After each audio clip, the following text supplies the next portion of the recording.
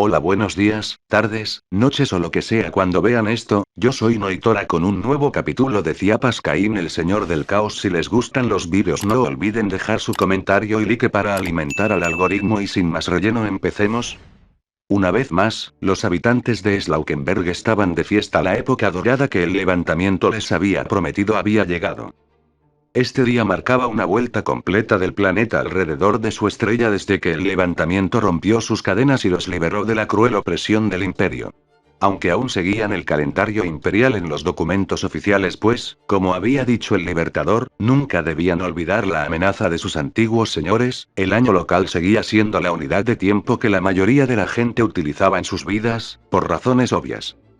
A la cabeza de las filas de soldados, ataviados con armadura de caparazón carmesí, se encontraba la élite elegida del ejército unificado de Slaukenberg, a quienes se les había concedido el privilegio de portar la flamante servoarmadura que los portadores de la grandeza renovada habían diseñado en los últimos meses. Incluso para los no iniciados, era una maravilla de la ingeniería, con movimientos fluidos a pesar de su tamaño. Según anuncios públicos, ya se había utilizado con gran éxito en la purificación del Don de Emel y de las diversas bestias que acechaban en su enorme mole. Y, sin embargo, esta armadura era, con mucho, el menor de los dones que los portadores habían otorgado a Slaukenberg desde la llegada del Don de Emeli. Liberados de las restricciones dogmáticas de sus amos del Mechanicus, el trabajo de los portadores había logrado un milagro. En sus laboratorios, habían creado un suero prodigioso, capaz de curar cualquier mal. Esta panacea, llamada así por un antiguo mito de la vieja tierra, pues no debían olvidar sus raíces, aunque el mundo natal de la humanidad se hubiera transformado en la sede de la tiranía imperial, podía sanar cualquier herida, curar cualquier enfermedad. Era la clase de maravilla que, antes del levantamiento, se rumoreaba que estaba disponible para los señores del imperio, un recurso invaluable reservado celosamente para los poderosos. Pero cuando se anunció su existencia, el propio Libertador declaró que sus beneficios estarían disponibles para toda la población. Decenas de miles fueron reclutados y entrenados para ello, a quienes se les enseñaron los fundamentos de la medicina y el manejo de los inyectores de panacea diseñados por los portadores. Se construyeron grandes instalaciones donde se elaboraba el suero vivificante en grandes cantidades, pues si bien una sola inyección de la panacea bastaba para curar la mayoría de las enfermedades, satisfacer las necesidades en todo el planeta era un desafío enorme, uno que el Consejo de Liberación se había propuesto superar. Los niveles de enfermedad en Slaukenberg habían disminuido desde el levantamiento y el constante aumento del nivel de vida. La panacea prácticamente había erradicado las enfermedades. Además de administrar la panacea, los médicos recién formados también se encargaron de enseñar conductas preventivas a la población, con el apoyo de emisiones públicas educativas sobre el tema. Además, se pusieron en marcha otros proyectos educativos para combatir la ignorancia general que los Giorvas habían impuesto a sus súbditos.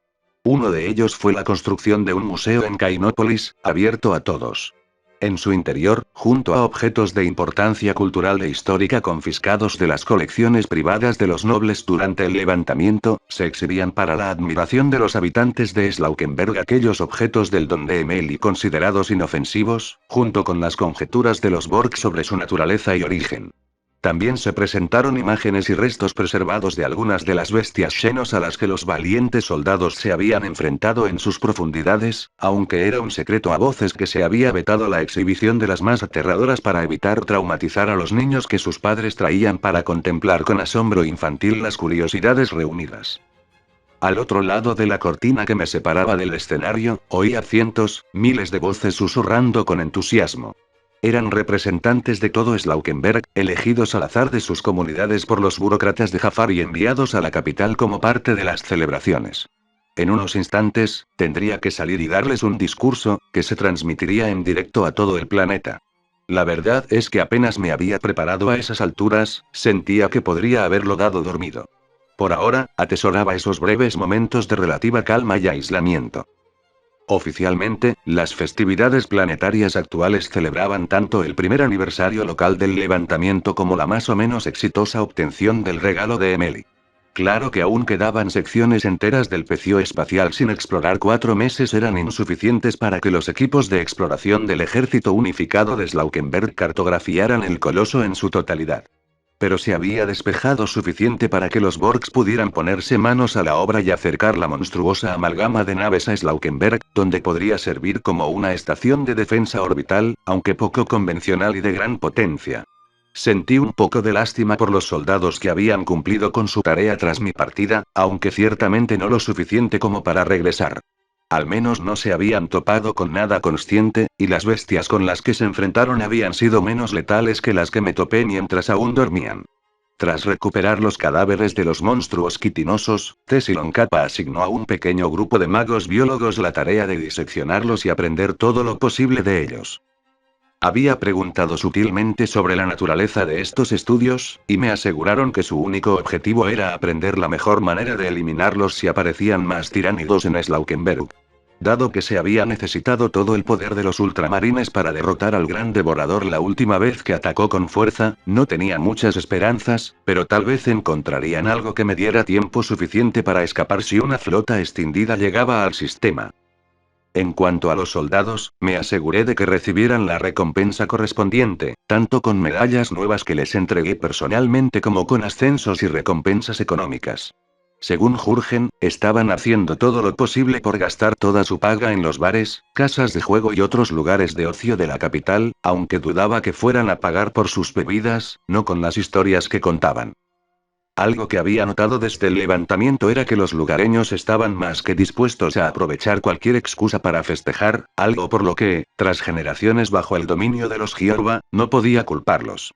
Además, organizar las festividades mantenía ocupados a los cultos slaanesianos adscritos a las doncellas. Gestionar celebraciones planetarias, al parecer, era toda una proeza logística. Dado que la última vez que una organización slaanesiana en Slaukenberg no tuvo nada que hacer, el resultado fue el ascenso de una nueva princesa demonio a los reinos del caos, pensé que asegurarme de que los seguidores del príncipe oscuro dedicaran su tiempo a cocinar, elaborar alcohol y orquestar desfiles era lo mejor. Además, me vi obligado a admitir que tenían motivos de sobra para celebrar. La panacea había funcionado más allá de mis imaginaciones más descabelladas. Cuando le dije a Tessilon Kappa que pusiera la sustancia milagrosa de disposición de toda la población, fue con el objetivo tácito de paralizar la economía del planeta y mantener a los Borg ocupados durante años intentando lograr lo imposible. Después de todo, sabía que el Imperio tenía acceso a tecnología curativa que, si bien no estaba a la altura de la panacea STC, podía erradicar la mayoría de las enfermedades que asolaban las subcolmenas, pero las preocupaciones económicas lo impedían. Dado que los Borg no podían decirle a su glorioso libertador que estaba siendo un tonto en su cara, no después de haberme asegurado de que el anuncio fuera lo más público posible, esperaba que los Borg se esforzaran por implementar mi absurda sugerencia de frenar a paso de tortuga el auge económico de Slaukenberg. Claramente, había subestimado el conocimiento de los antiguos que diseñaron la panacea, pues se aseguraron de que producirla fuera mucho más fácil de lo que creía posible. Con la cura para todas las enfermedades y lesiones al alcance de todos, la productividad había aumentado de nuevo, según las últimas cifras de los empleados de Jafar. Los soldados del ejército unificado de Slaukenberg desplegados en el Dom de Emeli también se habían beneficiado enormemente de la sustancia. Al oír hablar al general Malone, las bajas habrían sido 10 veces mayores de no ser por ella. Prácticamente lo único que no podía curar eran las extremidades faltantes, pero sí facilitaba mucho el injerto de una extremidad de reemplazo cultivada en cubas. En definitiva, la panacea era una maravilla tecnológica que, en manos del Imperio, podría haber salvado la vida de incontables miles de millones de guardias, por no hablar de su impacto en la vida de los civiles. Lo que significaba que mi decisión de hacerla pasar por un descubrimiento propio de los Borgs había sido la correcta, porque cuando no si se corriera la voz de su existencia más allá de Slaukenberg, solo el hecho de que aparentemente hubiera sido creada por tecnoherejes nos mantendría a salvo de una legión imparable de Esquitari enviados por tecnosacerdotes empeñados en que sus mugrientas mecadeneritas se apoderaran de la tecnología. En comparación, las servoarmaduras de tamaño humano eran casi decepcionantes por su mundanidad. No es que no fueran increíbles por sí mismas, claro, eran a la armadura de caparazón lo que está al pergamino húmedo. No tenía ni idea de cómo se comparaban con las servoarmaduras de los ángeles de la muerte, pero estaba bastante seguro de que superaban a las de las hermanas de batalla en todos los aspectos, aunque no habría apostado a que la sed de batalla de los soldados del ejército unificado de Slaukenberg de Corne fuera mayor que la sed de sangre de las sororitas. Tessilon Kappa se había ofrecido a construir un prototipo para mi uso personal, pero yo había redirigido su atención a equipar a los soldados que arriesgaban valientemente sus vidas en el laberinto de pesadilla de naves antiguas enviadas al sistema por una princesa demonio.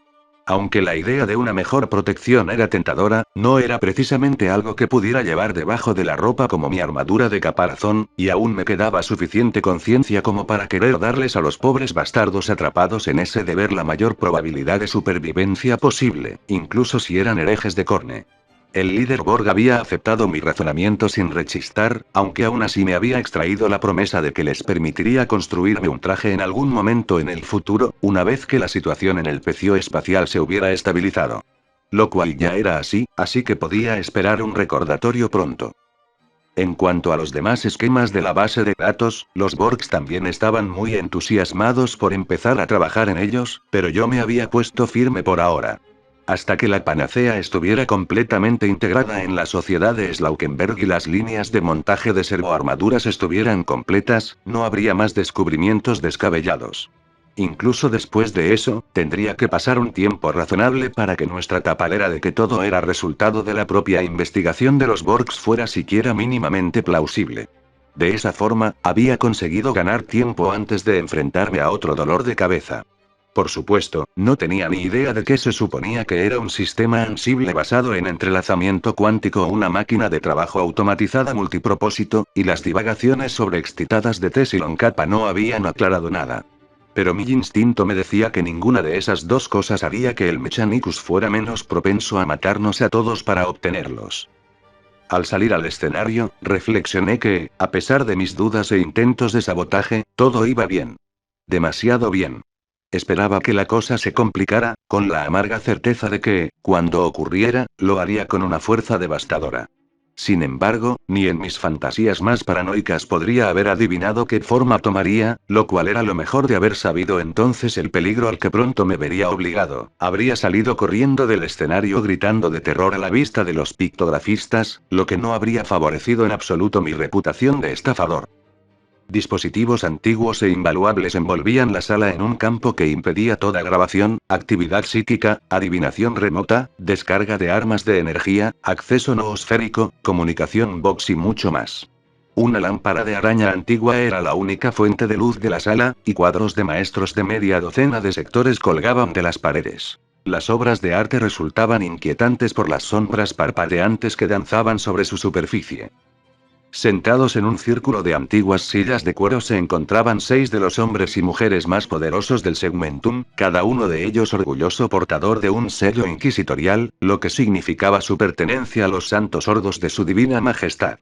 El aire en la habitación sin ventanas estaba cargado de intriga, y aunque ninguno de los presentes parecía portar armas, solo un necio habría pensado que así era. No es que los dignos allí reunidos necesitaran armas para estar entre el 1% de los humanos más peligrosos de la historia. ¿Qué en nombre del emperador estoy haciendo aquí? Amberley sabía la respuesta, por supuesto. No hacía falta ser un inquisidor para descubrirla, pero era tal la ridiculez de la situación que le costaba asimilarla. Había llegado a este mundo siguiendo las huellas de un cártel que traficaba con artefactos alienígenas prohibidos, en su función como miembro de la Ordo Xenos. El planeta estaba alejado de las principales rutas de disformidad del sector, pero cerca de suficientes pasajes semiestables como para hacerlo valioso para los comerciantes locales. Entonces, cuando ella sacó su roseta para intimidar al comerciante y obligarlo a contarle todo sobre sus contactos en el mercado negro, el hombre, en cambio, actuó como si fuera una invitada que llegaba tarde a la fiesta y la hizo pasar cortésmente a su habitación antes de volver a atender su tienda.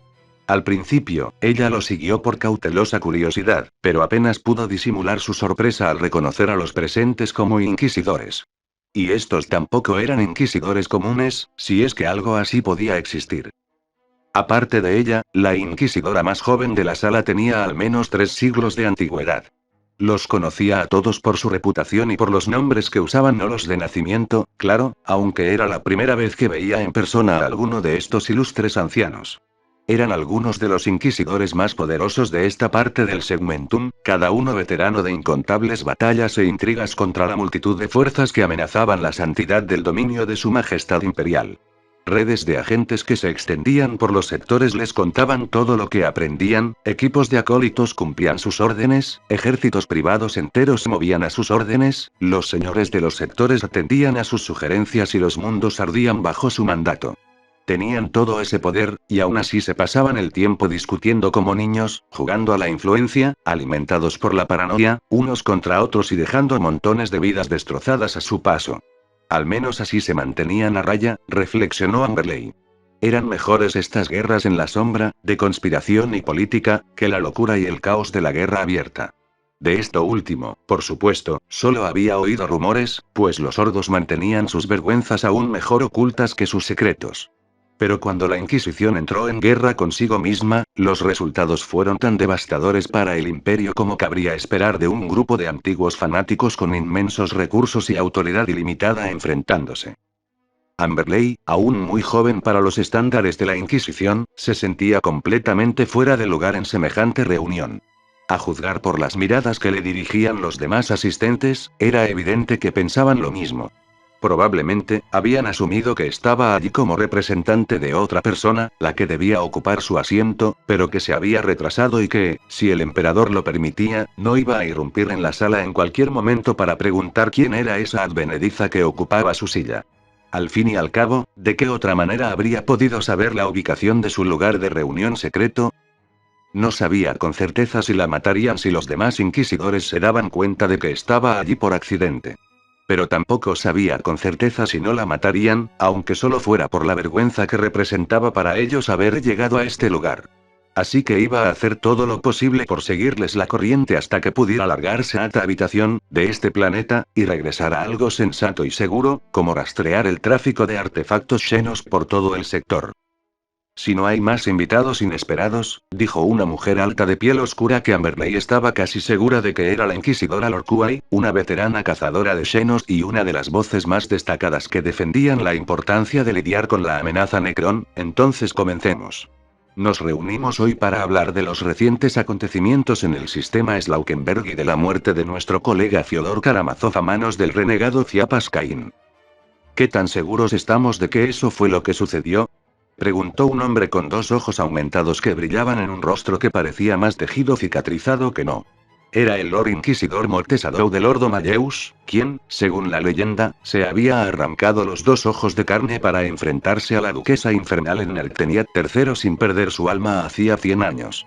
Era un puritano fanático, que veía con desagrado incluso el uso de psíquicos autorizados y con autoridad en el trono. Antes de que la nave insignia explotara, el astrópata de Karamazov envió un mensaje resumiendo lo sucedido, explicó Lorcuay.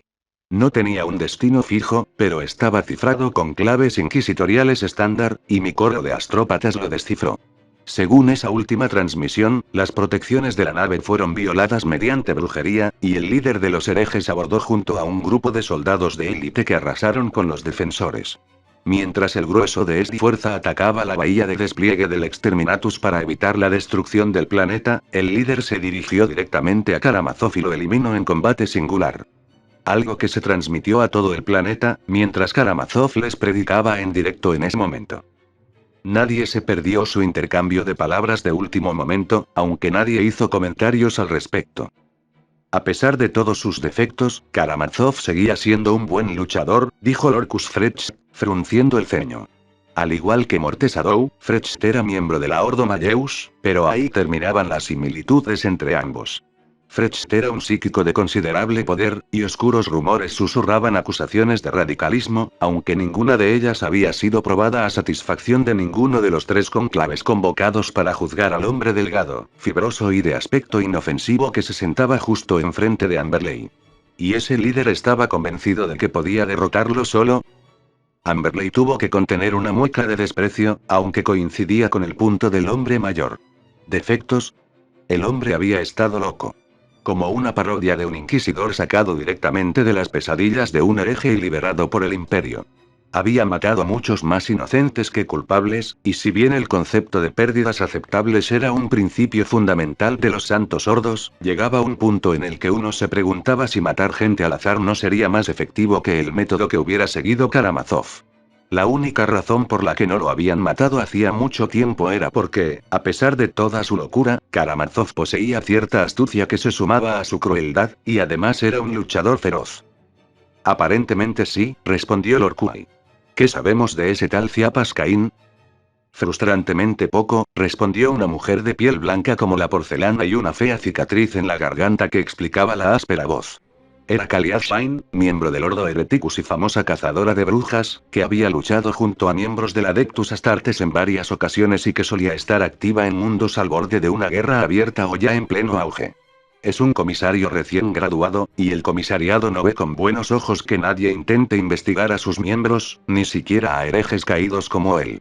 Sin embargo, dado que fue asignado a Slaukenberg apenas unos años antes de que el planeta se revelara, tengo mis sospechas. ¿Qué sospechas? Gruñó Tannenburg, un famoso brujo financiador del Ordo Hereticus, cuya capa de cuero negro no habría revelado su identidad con mayor claridad ni con una servocalavera volando a su alrededor gritando aquí hay un inquisidor. Por un altavoz. Es obvio lo que pasó. Este Caín fue un hereje disfrazado todo este tiempo, que se escabulló de la red de la Eschola.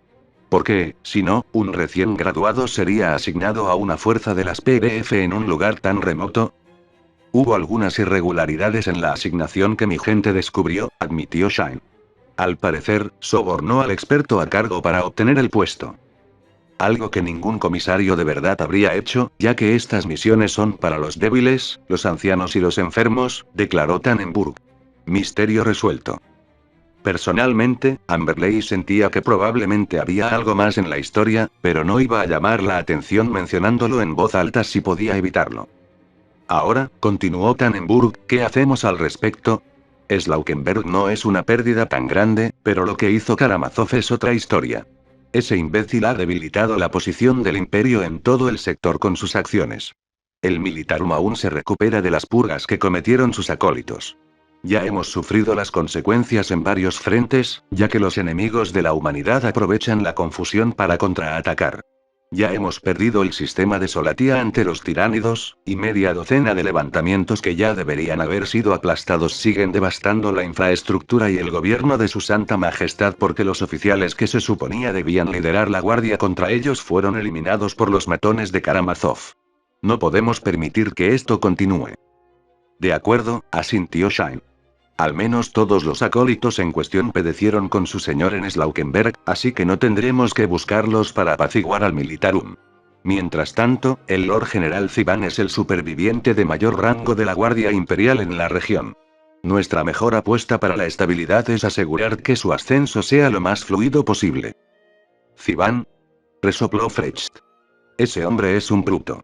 Es un buen comandante en el campo, lo reconozco, pero eso no significa que esté cualificado para los puestos más altos. Carece de experiencia con los cálculos y los compromisos que se requieren a nivel de sector. Creo que lo subestimas, replicó Shine. Es capaz de ser pragmático cuando es necesario, y no desperdicia las vidas de sus tropas como ese imbécil endogámico de Chenkov. Los dos inquisidores se miraron en silencio. Eran muy buenos en eso, Amberley tenía que reconocerlo. Había conocido a jefes de bandas y amantes de los Xenos que habrían empezado a implorar clemencia si se les miraba así. Ella había practicado el suyo, claro, todo inquisidor debía ser capaz de hacer sudar a alguien con solo mirarlo y no decir nada, era tradición, pero ella aún no estaba ni cerca de ese nivel. ¿Y qué tiene que decir la señorita? Preguntó Lord Kuai, cortando diplomáticamente la tensión antes de que las cosas pudieran escalar. Muchas gracias, maldijo Amberley por dentro, sin apreciar el hecho de ser puesta en el centro de atención solo para que dos miembros de alto rango de los Ordos no comenzaran a insultarse como niños en un patio de recreo de la Eschola. Solo estoy aquí como observadora, dijo en voz alta. Lo cual, pensándolo bien, ni siquiera era mentira. Pero apoyar a Ziban me parece la mejor opción. Aunque no esté a la altura, siempre podemos reemplazarlo más adelante. Ahora mismo, cualquier acción es mejor que no hacer nada. Hubo un momento de silencio mientras los otros 5 se miraron entre sí y luego asintieron uno por uno. Entonces estamos todos de acuerdo, dijo Mortesadou, ¿y qué hay de Slaukenberg? ¿Qué hay de eso? Dijo Shine con desdén.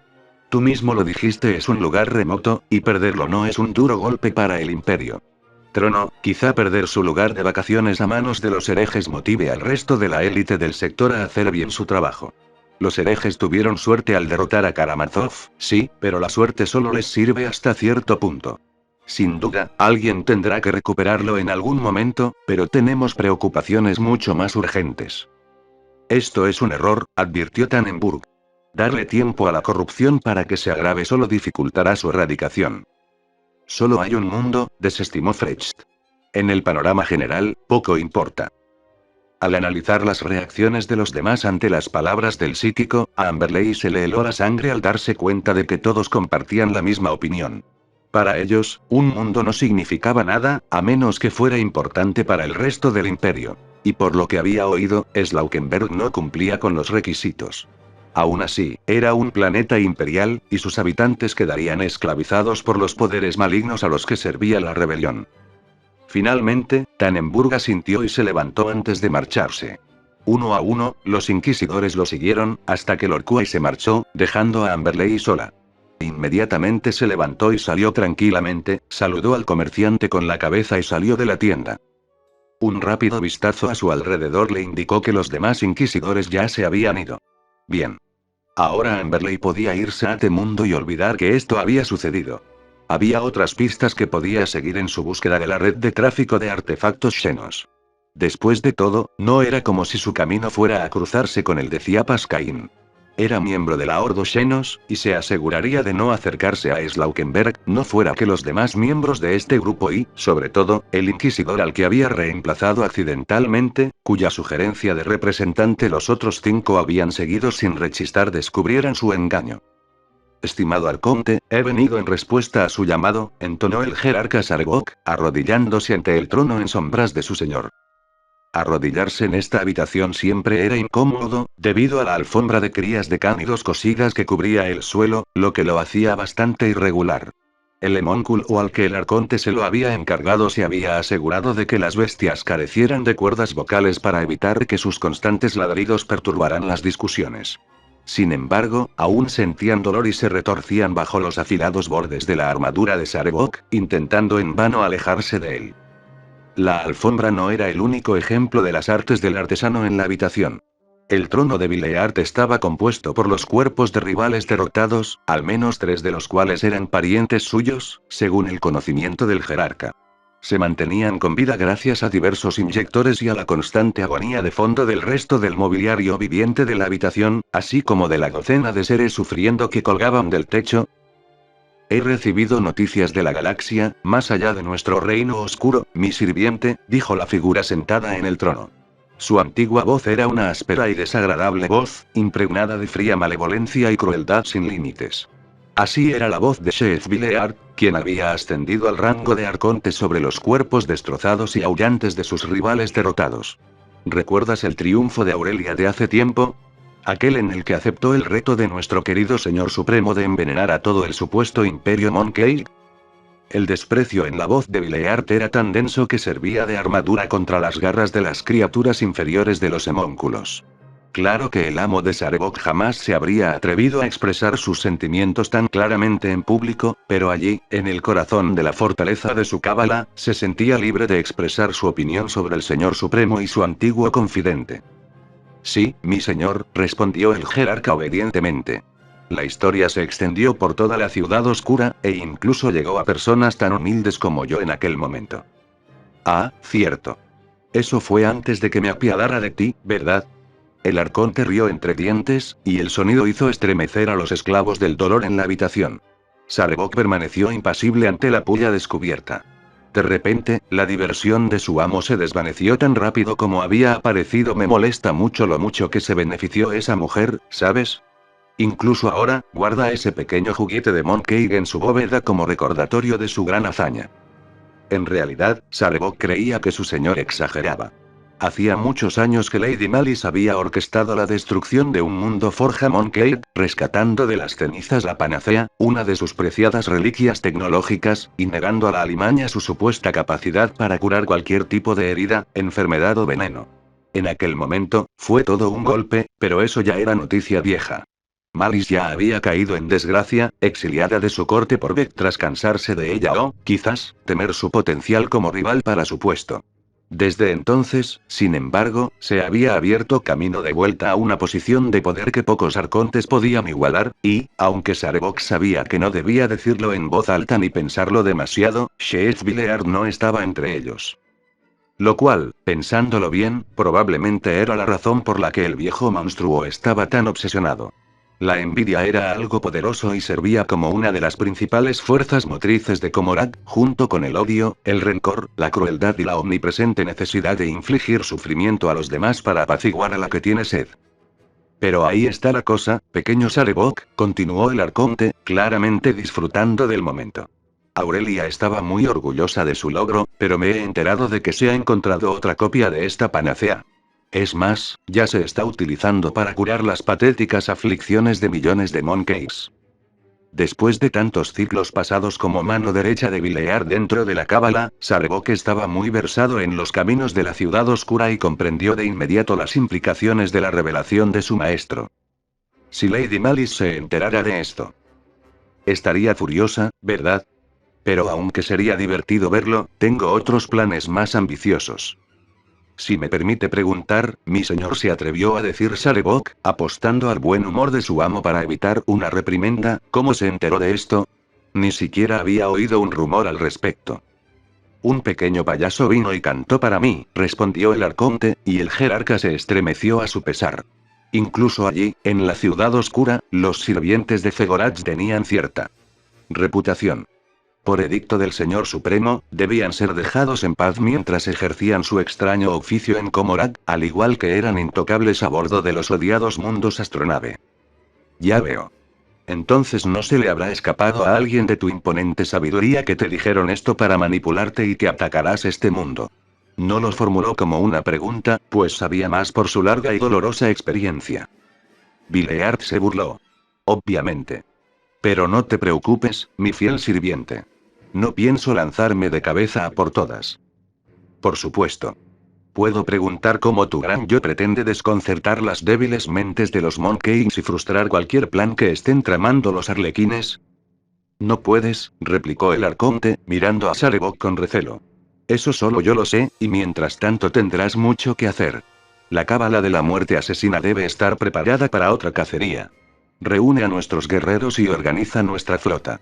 Contacta con los incubos y las brujas del beso manchado y negocia sus servicios. Como desee, mi señor, respondió Sarevok, haciendo una profunda reverencia en señal de contrición. Tuvo que luchar contra su instinto de exponerse ante su amo, pero lo logró gracias a años de práctica. Sal de aquí, ordenó el arconte con un gesto de la mano izquierda, mientras la derecha se cerraba sobre la garganta del esclavo del dolor más cercano, provocando un lastimero gemido de dolor anticipado. Necesito refrescarme y luego me pondré a trabajar. Mientras Sarevok se marchaba, sorprendió a su amo murmurando para sí mismo, antes de que comenzaran los gritos. Se los mostraré a todos. Primero a ese libertador, luego a la mujer, y finalmente a ese repugnante advenedizo. Gracias por ver el video. Si les gustó, no olviden dejar su like y comentario para que pueda dejarle su corazoncito. Sin más, que tengan un hermoso día.